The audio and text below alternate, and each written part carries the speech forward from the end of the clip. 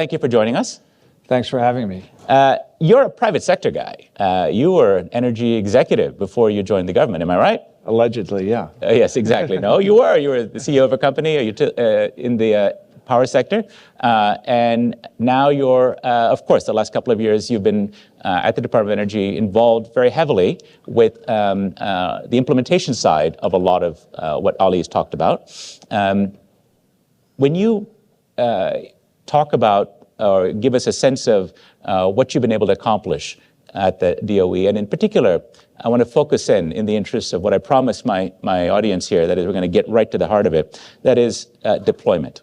Mm-hmm. We know there's a lot of money, right? If you look at analyses from Goldman Sachs or elsewhere, it's not just the public money, but the trillion and a half plus in private money that's being catalyzed by the tax credits and so on. There's no shortage of capital waiting to go, but the tax rules, the implementation plans, there's a lot of challenge of getting this out the door in an efficient fashion that you folks have had to deal with, and that question of deploy. You even had a conference a few months back in DC called Deploy, where I was amazed to see a DOE event where loads of companies were invited in, and armies of staff from the Department of Energy were explaining, we have money, here's how you get the money.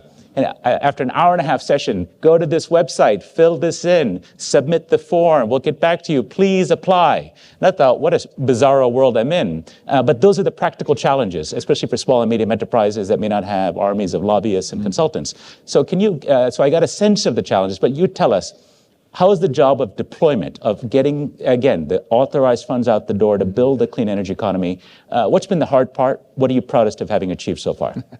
Well, first of all, thanks for having me here, and it's good to follow Ali. So to hear the folks on the policy side, because as you said, like I'm a straight implementation guy now. I've just strapped the crash helmet on and implement particularly the bipartisan infrastructure law. But it's changed since I got there in the summer of 22. We'd been given at the DOE $80 billion to do by way of grant, public-private partnership, at least 50% non-federal cost share. And that's why they reached out to me that, look, we need a private sector person. We may have 115,000 employees at the Department of Energy, but we have precious few that know the partners. And when I first got there, we had to stand up 56 programs and do all these competitive solicitations. And my first concern was that the private sector wouldn't show up. And that's like the deploy conference, that we'd throw this big party and we'd be sitting there with the punch bowl full afterwards. And it turned out that depending on the technology, we exceeded beyond our expectations, is that most of our solicitations were 5 to 10 times oversubscribed. And for the private sector finance folks in the room, to me, one of the things, if you're looking at projects that we're supporting, we've done a screening for you, right? Time is money in the private sector. A lot of these 10-to-1s, Hydrogen Hub, 77 applications, 7 picked. We feel that we picked the best, certainly from a technology perspective. If we hit someone's bid, it's because we believe with our national labs that their technology can scale. So we did that. Now we're in the negotiation phase, which is painful. Our first set of negotiations took 14 months, and it was more our fault than the private sector's fault. We were constantly changing the rules. And we start with the Code of Federal Regulations and Terms and Conditions that for the DOE were designed to give tiny awards to academia and to labs. And now we have to change those terms and conditions into something that the private sector would recognize. And so we've spent a painful amount of time the last few months during these negotiations changing a couple terms that the private sector just can't live with. And so, given that we're in the 4th year of administration, this year is about getting all those things under contract. I hope to have, of the total under grant of $80 billion, I hope to have $60 billion under contract by the end of the year, or, give or take 20 days, let's say January 20th, 2025 for no special reason. For no special reason. So that's the singular focus right now, and I hope our private sector partners, because when I go around, why is this taking so long? Why is this taking so long? More than half the time, the response I get is because the private sector partner is taking too long. to give us the information that we need. And so there's a lot of education, working with the government's different. So that's what we're working on this year. And then next year, we have financing. We got to get the permitting going faster. We have to figure out how to strengthen, the projects, do a classic SWOT analysis. We have to recognize that everything in our world is place-based, and that this energy shortage we have, in some ways, we, the Department of Energy, not like data centers or EV charging, but we're exacerbating it. Because electrification of everything is obviously a critical decarbonization. So green hydrogen, long-duration energy storage, industrial decarbonization, 3 of our key programs, they all are going to draw more electricity from the grid than they're going to produce. So we have to be mindful of the impact we're having on the system. David, you did mention January 20th, so let me ask you this. There is an election. People will be aware of that. And elections tend to have consequences. How robust is the IRA and the infrastructure law, the money that's gone out the door, as it were, or projects that are lined up, the hydrogen hubs? There's so much that is in play here that if the election were to go against you and we're to see a new administration that is not so supportive of all of this, how much of your legacy will be wiped away versus what do you think is durable? Well, I'll come back to the fact that elections have consequences, but I'll start, and part of the reason we're going for this contracting, and I think fully aligned with our partners on this, is that there's no history of once the United States government has contracted something, it being undone. So there's that. The second rule of law still matters in America. Well, let's hope. Let's hope. Okay. But then if you tie that back to how anyway, so there's that. The second thing is, and thank you, The Economist, you don't tweak us on this, but I think the Wall Street Journal decides every 2 months they'll run another story talking about how all these Democrat-driven bills are leading to more projects in Republican places, which is true. I can tell you, as we did the selections, we did look for geographic diversity, but we didn't do it off the backdrop of a map that was red, blue, and purple. But the more the example I use, the state I'm from, New Jersey, Democratic state, put in the same number of total applications to our 56 programs as Guam did. Texas, Louisiana, an area we call the South Gulf or something, I think right now looks like it has the biggest preponderance. Red states, California did well, blue state. But overall, what I'm trying to say is there's a lot of Republican senators who care deeply about projects. And so I think the projects will not be affected by a change of administration. What will be affected is implementation, in the sense that, these are our babies, man. We've been working with these. We've been, and I think a loss of continuity on the government side. Let's say what we're trying to do is difficult. Right. What we're trying to do with the private sector is standing up and scaling at an unnatural pace these new energy technologies, basically trying to do what happened in solar, but instead of taking 15 years like it did in solar, take 5 to 7, end of the decade. And it takes real commitment at the human capital level. And one of the things, when you ask what would I like, one of the things I've introduced to the DOE is you have to look at the human capital on the private sector side. Not just to pick out one, but look at Vicki Hollub at Occidental Petroleum and how committed she is as a human to making direct air capture happen. We need those sort of champions, and look at the succession of our partners. Some of these projects are going to take 7 years. Don't just look at the CO. Average CO in America lasts 6 years, right? Look at their next tier of management. How committed are they? Because they're the ones that are going to have to carry through and do. So, David, you mentioned Vicki Hollub at Oxy. I was out in No Trees, Texas, where Occidental kicked off its direct air capture project. Is that a place? It literally has no trees. And that's okay. You go to the back of Beyond, and then you keep driving. Okay. And actually, the funny story, it turns out... that's their first, that's the DAC plant. That's the direct air capture plant from Carbon Engineering, the company that they bought, and that's where they're scaling up, the world's largest at the moment, although there will be a challenger from Climeworks being built in Louisiana, as also funded in part by DOE resources, right?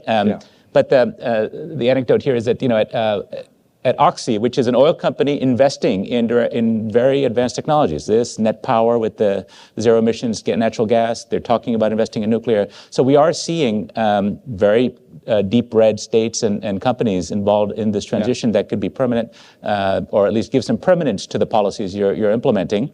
Across Texas and Louisiana, according to the Rocky Mountain Institute, more than 80 projects worth $1 billion or more benefiting from IRA or infrastructure law money are working on decarbonization now. And whoever wins the next election, those projects are here to stay. They have local supporters. They have, obviously, as you pointed out, their senators and representatives and the business people in that area. So that part I take on board. But I'm researching a story I'll write in a couple of weeks for The Economist on what could be different in energy and climate policy depending on the outcome of the elections, talking to lots of industry people, lobbyists. And one of them, who is on the other side of the fence from you, says, look, as soon as our guy wins, all those EV credits are gone. We don't like EVs. And, renewables, the Trump tax cuts have to be paid for. They're coming up for renewal. We'll find money from some of the wind and solar. Oh, and the DOE, one of your colleagues, Jigar Shah, who runs the loan program office, is known for his private sector enthusiasm, deploy, get money out the door. He's a force of nature. This lobbyist said, we're going to put in an anti-Jigar who'll sit there and do nothing. An anti-Jigar Shah, that is the opposite of the current person who's very dynamic and doing stuff. We'll just put in people who'll do nothing. That is a go slow. A repeat of sort of what happened during Trump 1.0, where at the EPA, people were put in place that didn't enforce the rules with great any enthusiasm. So help us understand how robust, even though it's in the tax code, it's the law of the land, if you have people at DOE and other parts of the government that decide not to pursue things with great enthusiasm or to slow them down, how much does that bottle up the work you've done? Well, I mean, you're going back to, that's why I circled back to elections have consequences, because the people do matter. And I can tell you, after 2 years at the DOE as a private sector person, you need to push. I mean, things need to be pushed forward. And so if they put in a bunch of people that are either hostile or indifferent, which is what they did with the loan program. I mean, because the loan program office predated bipartisan infrastructure law, and it didn't do anything from 2016 to 2020 other than continue to fund Vogel. So there would be a slowdown. Just the extent of it depends on, when you look at my experience looking at what the White House has on its plate, it's all a question of, how high in the level of priorities. If they want to make that their first priority, a different administration to just grind everything in the DOE to the halt, they certainly, I would think, would be able to do it. But they seem to have lots of agendas that they talk about that are in the sort of same vein. So what I can tell you... So it is a legitimate concern. It's a legitimate concern. Okay. What I can tell you is, and who knows who they would put at the Department of Energy, but I run all the time into people who were either deputy secretaries of energy or undersecretaries of energy in Republican administrations. And, this is a technocratic area, right? It's usually not part of elective politics unless there's an energy shortage, right? No one votes for someone because they got energy policy right. They only vote against someone if you get energy policy wrong. So, but the Republican technocrats that I run into, and of course, they know they're talking to someone in the chair currently,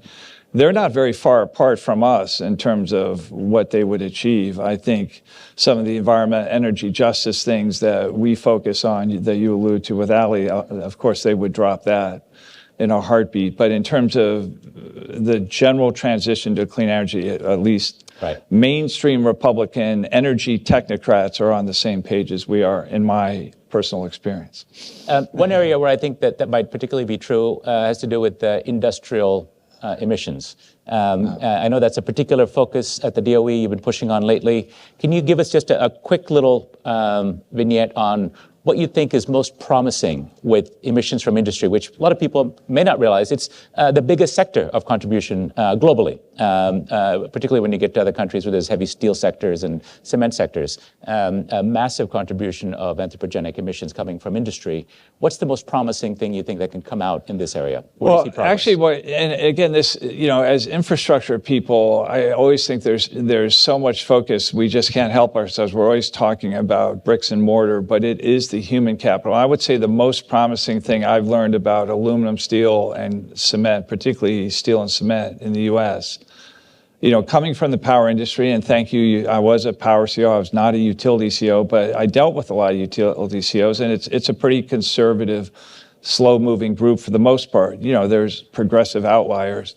But I didn't know that many steel, aluminum, or concrete COs, and I've gotten to know a lot in my 2 years at the DOE. And what has stunned me is how committed the leaders of those three industries in the U.S. are to the need to zero carbon there. And we had huge take up to the $6 billion in industrial decarb, and the chance for American global leadership you talk to tech companies who not only have an insatiable demand for electricity, they also consume a lot of cement, concrete, and steel as they build these data centers. And you talk to their chief sustainability officers, they say, as I look into 2030, my number one issue is embedded carbon, basic building materials. And so, our goal there is to accelerate something which naturally was going to occur 2035 to bring that into this decade. And the most positive surprise is that the CEOs in that industry want to do it.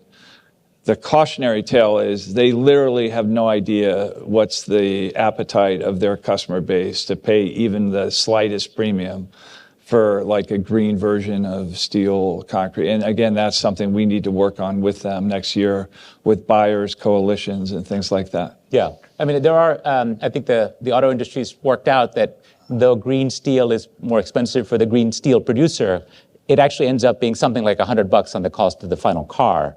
And so we're getting a push from that intermediate consumer, in this case, the auto industry, saying, steel industry, invest. We want this product available in 2030 and beyond because they want the consumer attribute, and it's not that much in the final price of the product. Yeah, and that path is clear for steel because you have this very high-profile set of consumers who consume somewhere, I think, between 10 to 15% of American steel. And if they said, "Look, we're all going to do this." Right. Zero carbon. We don't want, buying a car in America is supposed to be a great thing. We don't want people worried about the carbon footprint of the car. So we're going to do this, and it's no competitive advantage or disadvantage.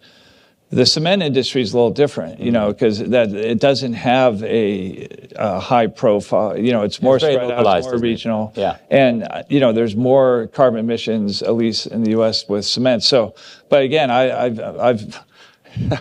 I've spent more time at cement plants in the last year than, and the stuff the industry is doing in terms of decarbonizing traditional limestone-based cement, and these companies are making cement in an entirely different way. And the U.S. government actually pays for 60% of the cement used in the United States. Through federal procurement? Well, through federal tax, and if we could, I don't think Ali's still in the room, but this is rare to pitch to the White House, like in front of all these folks. But no, the way it works is the federal government collects the federal highway tax, gives it to the states. The states give it to their highway authority. The highway authority does a highway contract with a general contractor. The general contractor goes out and buys the cement. That's 5 stages of procurement that we have to work through. It would probably be easier to put another person on the moon than figure that out. But if we could, use government procurement, and I'm talking to the Defense Department all the time, like you dudes have so much money. We're going to have someone from the Defense Department later today. So really? Who? Yeah, we'll see. Okay. Yeah. Okay. Well, talk to them about buying stuff. We will. We'll bring it up. And when you see Ali, you'll tell him, my way or the highway. That's your line. All right, everyone. That always works well when you're in the agencies talking with the White House. It's like, look, you have to report to us. That doesn't work. Great, David. It's been great having you. Thank you for being so open, answering our questions here. Please give him a round of applause. Thank you.